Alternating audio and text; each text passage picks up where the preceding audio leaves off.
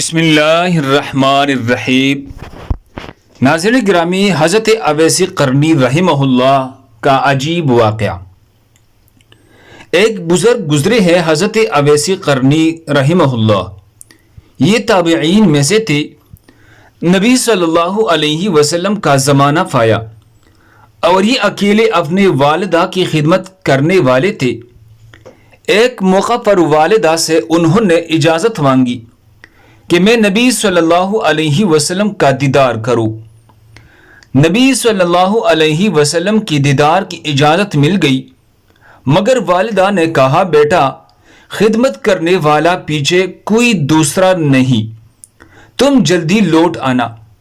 مدینہ طیبہ آئے۔ اللہ تبارک و تعالی کی شان، نبی صلی اللہ علیہ وسلم اس وقت سفر پر تشریف لے گئے تھے۔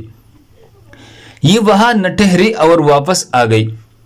جب نبی صلی اللہ علیہ وسلم واپس تشریف لائے تو آپ صلی اللہ علیہ وسلم کو بتایا گیا کہ اس طرح کا ایک بندہ آیا تھا، ملاقات کرنا چاہتا تھا، زیارت کرنا چاہتا تھا، مگر چونکہ آپ نہیں تھے، ان کو واپس ہی کی جلدی تھی، وہ واپس چلا گیا۔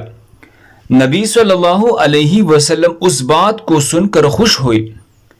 چنانچہ کتابوں میں لکھا ہے کہ نبی صلی اللہ علیہ وسلم نے اپنا ایک جبہ حضرت عمر فاروق رضی اللہ تعالی عنہ اور ایک جبہ حضرت علی رضی اللہ تعالی عنہ کی حوالے فرمایا اور کہا کہ اس بندے کا نام اویس ہے، قرن قبیلے کا ہے، میرے اس جبے کو لے جانا اور جب وہ پہنے تو اسے کہنا کہ میرے امت کی بخشش کی وہ دعا کر دے۔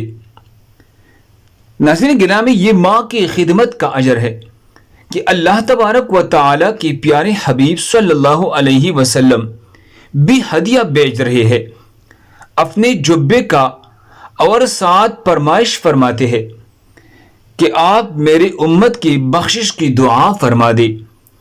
اللہ ہم سب کو اس پر عمل کرنے کی توفیق عطا فرمائے۔ مزید خوبصورت واقعات کے لیے ہمارے چینل کو سبسکرائب کریں۔ جزاکم اللہ۔